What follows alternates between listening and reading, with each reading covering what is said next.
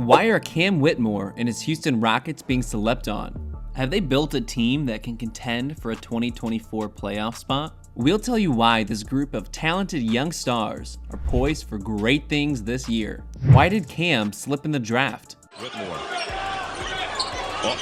Little step to the left. Oh, no! After coming to Villanova as a highly touted 5-star recruit, Cam was the Big East Freshman of the Year. Though his season was riddled with highlights, his team hovered around 500 all year, and then were bounced in the first round of the NIT tournament.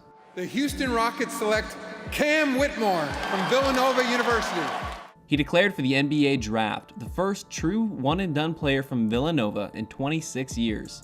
Despite the disappointing season from the team standpoint, all of the mock drafts had Cam in the lottery. Media members were obsessed with his athleticism and potential. So why did he fall all the way to 20th? Finds Whitmore. Oh my goodness. First of all, he missed 7 games his freshman year, with scouts and teams concerned about the long-term health of his knees. More than that, his pre-draft workouts and interviews were extremely underwhelming. Second round pick this year, and the pass picked off. Whitmore! With one source even referring to him as comatose. Even the Rockets passed on Whitmore at first, drafting Amen Thompson at number 4. There was another guy a few years ago with similar draft stock, high potential, poor intangibles, and concerns about medical issues. Michael Porter Jr. 5 years later, he's an NBA champion and earning a max contract. Cam Whitmore is 19 years old. He's still a teenager. Of course, he'll still have a few kinks in his personality that he needs to work out. This league has repeatedly proven that you always draft on talent, developing the personality once you have them on your roster.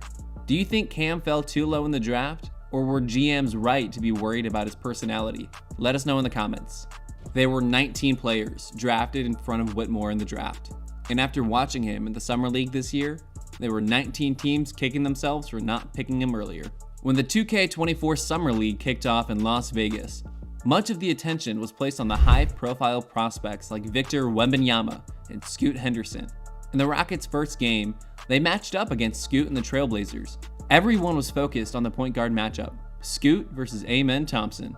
Cam, the 6'7" shooting guard, led all players in rebounding with 11 boards, also scoring 14 points. They barely snuck out with a 100-99 win over Portland.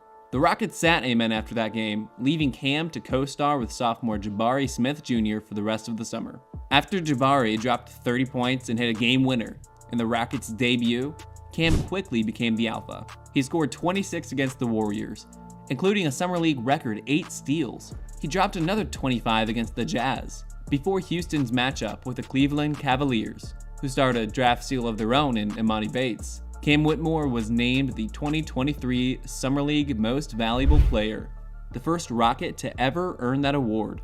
The Rockets fell to Cleveland in the title game, but Cam still proved why it was wrong to sleep on him in the draft. He knocks it down. Go inside to Whitmore. 2 shots. Jalen Brown 2.0.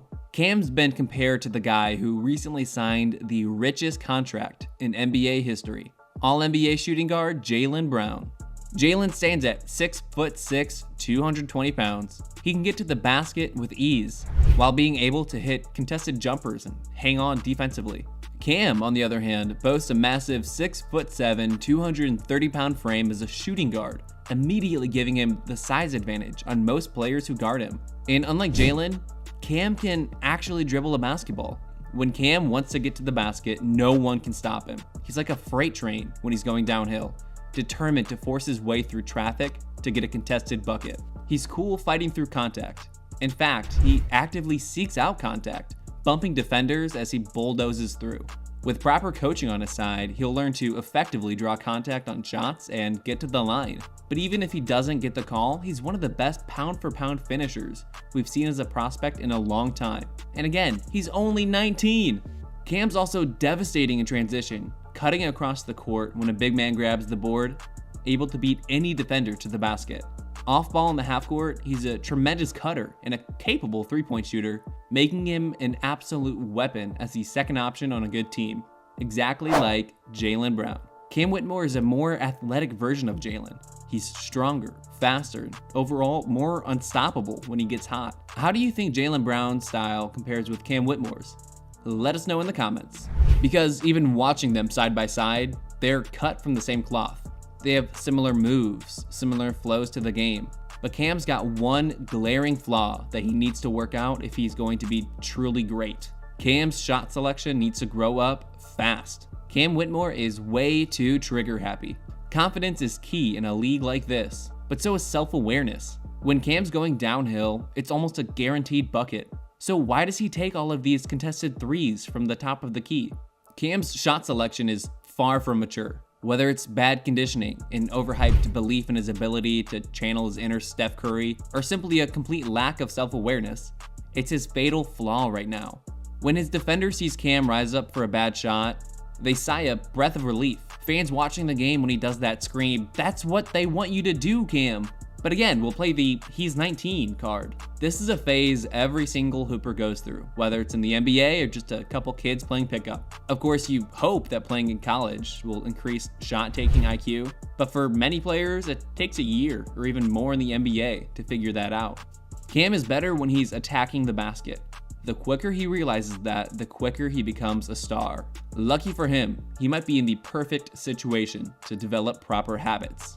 Cam is perfect for these new look Rockets. Cam will be playing alongside Jalen Green, the Jason Tatum to Cam's Jalen Brown, allowing Cam to develop as a proper number 2 threat. Add in the other young core guys, Sengun, Jabari Smith Jr., Kevin Porter Jr., and new additions in Amen Thompson and the free agent vets Dillon Brooks, Fred VanVleet, and Jeff Green to whip him into shape, and Cam is the perfect project to lead the Rockets back to the playoffs. Of course, the most important factor is Ime Udoka, who 2 years ago had a project of his own, making a championship contender out of the Boston Celtics, which included, of course, Jalen Brown.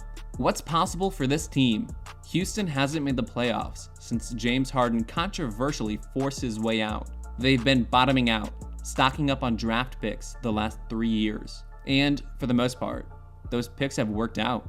Best case scenario for the Rockets already happened to the Celtics. Turn a mid-range team into greatness by developing the best players and bringing in vets to fill out the fringes. Jalen Green, Jabari Smith, Amen Thompson, and Cam Whitmore are among the scariest foursomes in the league in terms of sheer potential. With Ime's guidance, along with some savvy wisdom from the new signed vets, they can make the playoffs as soon as this year. Can they contend in the next few years? Stranger things have happened. Do you think Cam's poised to be the next great Rocket? Do you think this young core can eventually contend for a title together? Let us know in the comments. Listen to The Wrong Opinion, useless NBA trivia, and garbage rankings for more NBA content.